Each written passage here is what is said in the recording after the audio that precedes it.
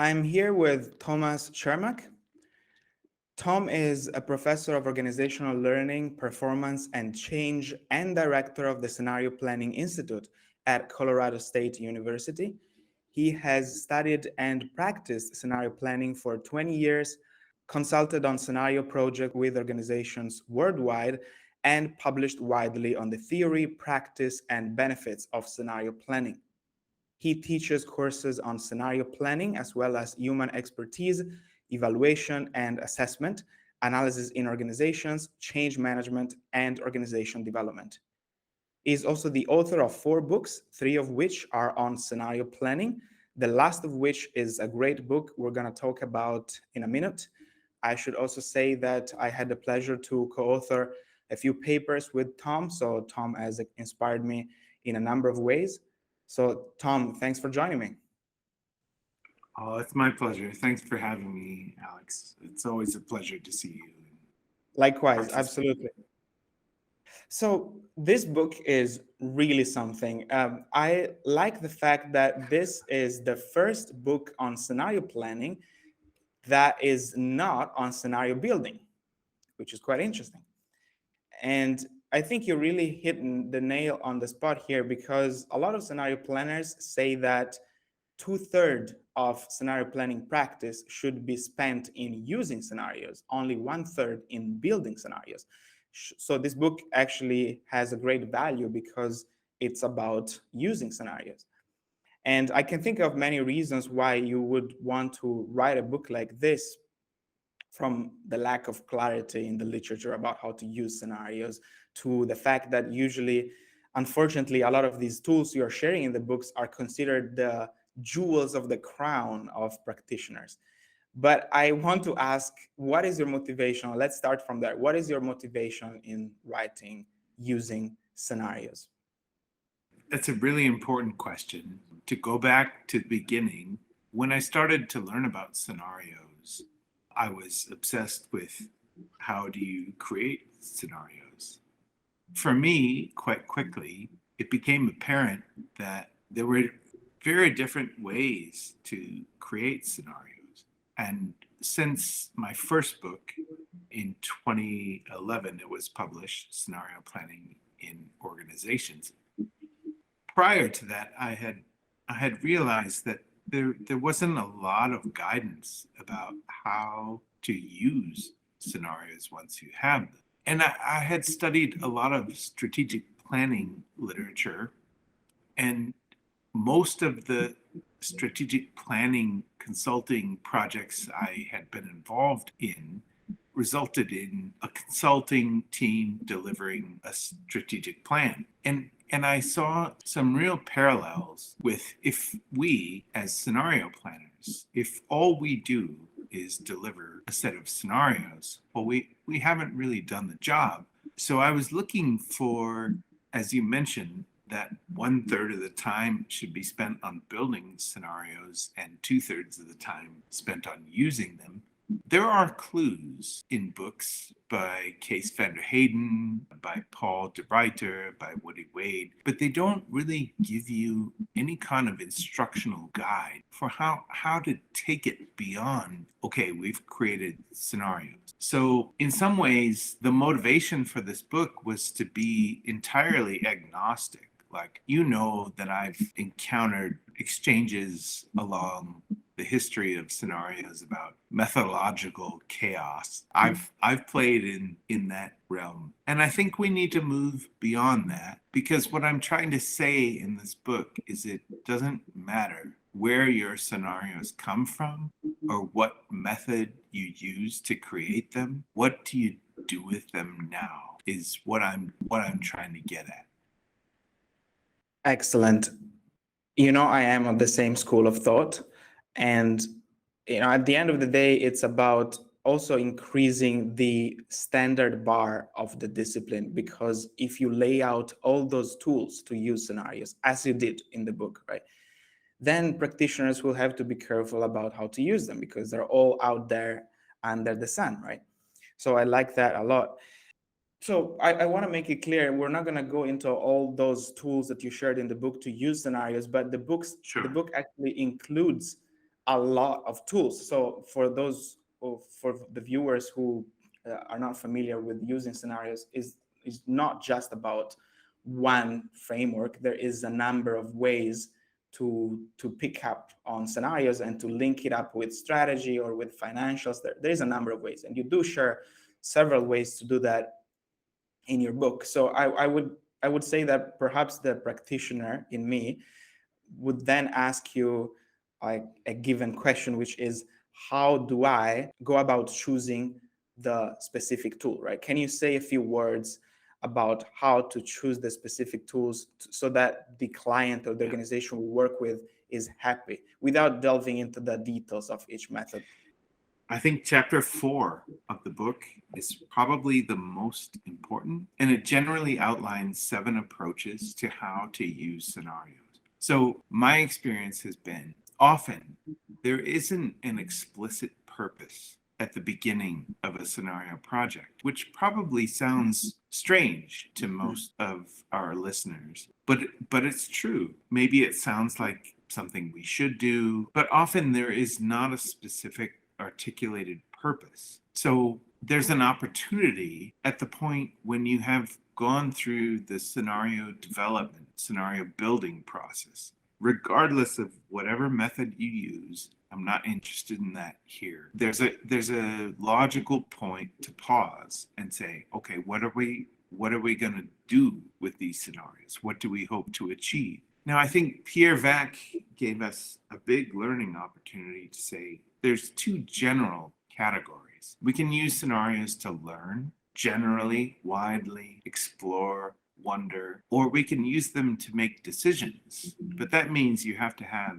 decisions on your mind. So that should separate people into 2 different categories. And then in the book, I go into much more detail about those 2 different categories. But I think that distinction is really important to think about. It's perfectly fine to use scenarios to wonder about the future, but it's a really different activity to say we want to think about acquiring a firm, and is that not a good decision? So the scenarios have to accommodate those kind of different purposes. So really, I think that chapter on thinking about the purpose is critically important. Thanks for that. So, well, scenario is an exploratory method, and it follows that oftentimes the after scenario stage is blurred from the beginning. But I think your book also makes it clear that even if at the beginning of a scenario planning project, a few things might be blurred, there is actually a systematic way to connect the dots, pull the strings at the end of a scenario exercise and go into tangible outcomes. So perhaps at the beginning of a scenario planning project, a client might be interested in learning, innovation, maybe strategic conversational, a couple of things. Usually it's just about a combination of a few things, right? At the end of a scenario planning project, it can become much clearer which one or ones to pursue with a systematic framework. And how can you do that? Well, you can do that with the tools you've shared in chapter 4. So thanks for that. I also want to tell the viewers that this book is not just about using scenarios. You also go through all the scenario planning methods.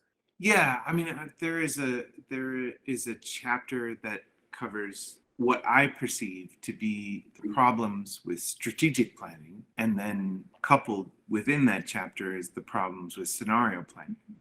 My short version is that strategic planning has a long history, and the academic research is 50-50. Like, it's half of the research says that strategic planning is helpful, half of it says no, it's not. It's ambiguous. And I think we have an opportunity in scenarios what strategic planning is missing. And again, I go into detail in the chapter, is there's no attention to the external environment. So you think about a SWOT analysis, you think about these various tools that are commonly used in strategic planning.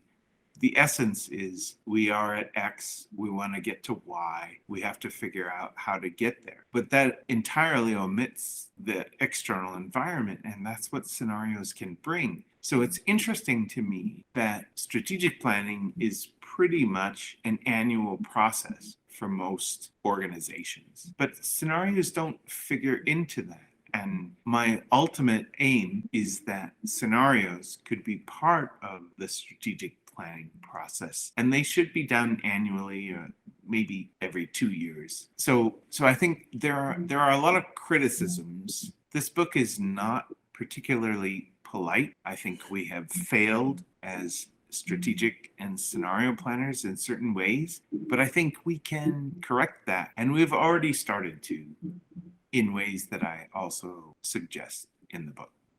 Thanks for that. So I want to move on to one of the key chapters in the book. There is this chapter about assessing the financial benefit of having done scenarios. So this is actually something that you wouldn't see so easily in a book about scenario planning. And you know very well, I am with you about the importance of doing that. But as you know, I have this background in future studies, and I can hear the hardcore future studies people in the background saying, "What are you doing, Professor Chermack? You're dejecting the value of civilizational foresight. You're just using scenarios for evil capitalistic pursuits."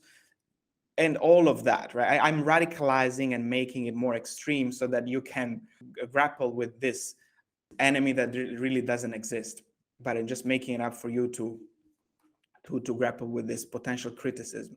So what would you say to that potential criticism? Well, I would say go back to chapter 4.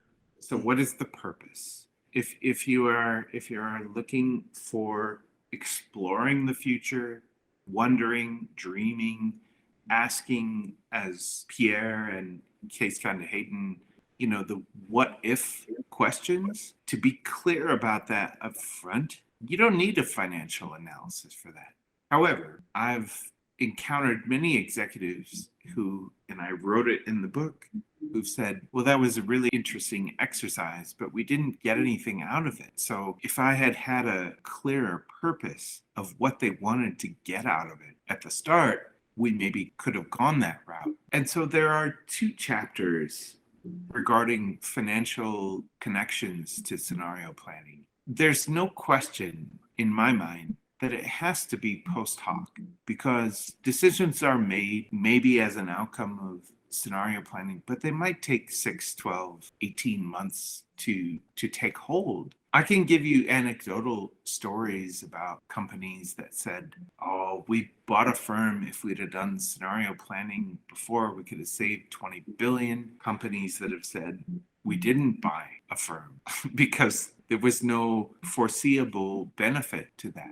I do think there are ways, and I outline them in detail in the book, and they're pretty detailed, and I try to give case examples of how you can think about decisions made based on each scenario and then overall on the scenario project. I do think that people have to understand that it's post hoc. It's going to take 6 to 12 months to realize like what the benefits of that scenario project was and what decisions were made as a result of it and how those benefits come to light. I think it takes time, and that's one of the really difficult parts about scenario planning. Absolutely. And it could be in not doing things, right? It could be in doing things as a consequence of scenario planning, but it could also be on avoiding doing certain things. So it's both ways. Absolutely. And one recent client of mine, a favorite person of mine, said, strategy is just about what not to do as much as it is about what to do. So what do you take off the table? That's a really important part of strategy too. Thanks, Tom. And I do like also the case studies that you bring to the book as well. So still on this financial aspect of scenarios, there is a chapter about assessing financial benefits in each scenarios, right? Which is different because one thing is assessing the financial benefits of having done scenarios. And then there is another chapter which is about assessing financial earnings in the scenarios.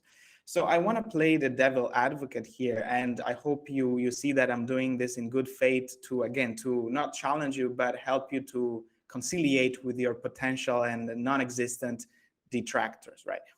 So how Sure. is this useful? How is this useful? And how not to fall into this thing that we can call scenario myopia, which is too focusing on those scenarios, right? The set of scenarios that we have created rather than nurturing this foresight capability in general of being prepared to the futures, plural in general. Yeah, it's a really important question, and I would not claim to have the answers. And by the way, just as a precursor, this book is deliberately provocative. And my ultimate hope is that other people working in scenarios and future studies will put out, like, how are they using scenarios? Like, these 7 ways that I've outlined in this book are not definitive in any way. I really would love to learn from my colleagues. So back to your question on the finances, I would defer back to David Ingvar's research on the memory of the future. And it gets very complicated. So when you couple a scenario, let's say if we use a 2x2 matrix, we have 4 scenarios. If you couple that with signals, the newspaper headlines, that scenario is happening, well, then you've already thought about what you're going to do. So I think there are ways to isolate certain financial benefits to each scenario, whether you use 2, 3, or 4, doesn't matter. As long as you follow up with the signals in terms of indicators that a scenario is starting to appear in reality 6, 12, 18 months later, or maybe 2 years later. I mean, I don't know what kind of timelines all of my colleagues are working on. Mine tend to be five years at max in the current climate. So I think it's entirely possible to think about shifting. And I think there's real merit in, like, this is what Kees van de Hayden was talking about. The ability to adapt quickly is because you see the signals and because you've already thought about what you would do under these circumstances. So Shell Oil sold off tankers long before competitors, or whatever the example might be. So I think strategic moves can be made that might not necessarily on the surface appear to be financially motivated, but they certainly have financial consequences. Did I answer your question?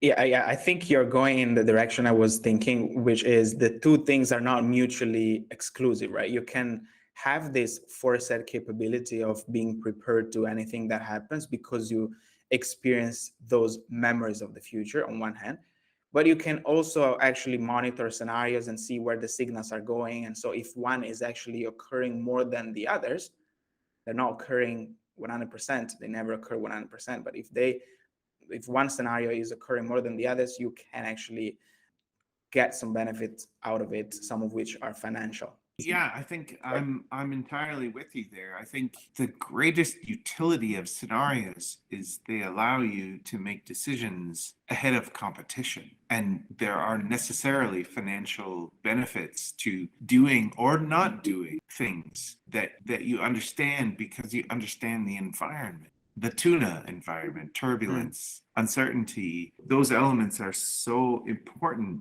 And to be able to recognize those signals in how the environment is changing is probably the greatest value. So I tried to go down the financial road. We all know executives sometimes want to see a return on investment. I mean, they want to see that. But my argument, and I wrote it in the book, is sometimes it takes time. You got to be patient for that. And sometimes the biggest benefits are recognizing shifts in the environment before anyone else does. All right, Tom, I want to close with a more lighthearted question. The cover of this book features a giraffe. It does. Yeah. And the cover of this book features two giraffes. Actually, we see them right there. All right. And the cover of the previous book on scenario planning features a zebra or two zebra. Okay.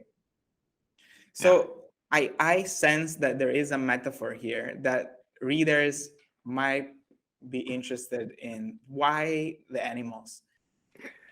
Well, honestly, I'll say this. Barrett Kohler published both of these books, and they are a phenomenal publisher. But this was my first book, and Barrett Kohler did 11 covers for me, and they had all these different themes, and I just thought, wow, that's really cool. Like one zebra's looking one way, one's looking the other way. So it was a good metaphor for scenarios. Like, which way do we go? Right? That Oh, was that's interesting. that You was see, I kind of my didn't get thought. it. I didn't get it. Okay. Yeah, and so then with the creative team at Bear Kohler, this was a little more thoughtful. So we have two giraffes. Giraffes are innately curious animals. You can go to any zoo and feed them lettuce. And it was just keeping with the zebras looking different directions. Where do we go? And then the giraffes continuing that metaphor of where do we go? How do we do? What do we do? Lovely. And by the way, I want to call attention to the other book as well, because we've been talking about using scenarios, your latest book, but the first book is equally valuable and they complement each other really well. So I'll just paste both of them in the description box down below. Okay, so I would just say my first book, Scenario Planning and Organization with the Zebras, is intended to give you the background and the purpose. This second book is really intended to be practical, useful. So there's not a lot of theory, there's not a lot of citations. It's intended to be sort of a user's manual. If you're interested in the background and the theory of scenarios, that's one way. This second book is really, I call it a bolt on. It doesn't matter where and how you developed your scenarios. This is a suggestion about different ways to use scenarios. And I really hope my colleagues will respond with different ways they are using scenarios that I haven't thought about. So I'll leave it at that. Yeah, it's about opening the dialogue about a more substantive conceptualization and operationalization of using scenarios. So thanks for that. Thanks for doing that. Tom, I want to thank you for this brief introduction. I hope it inspired readers to pick up this book. I do think that this book has to be on the shelf of any serious scenario planner. It is really providing a systematic framework on how to use scenarios. I envision citing and using this book multiple times. I already did, although the book is quite new, but I will continue to do it in the following years. And again, great, innovative, provocative, insightful book. Tom, thanks for your time. Thank you so much, Alex. I always appreciate talking to you. Likewise, it's always a pleasure. Thank you for the opportunity. Thank you.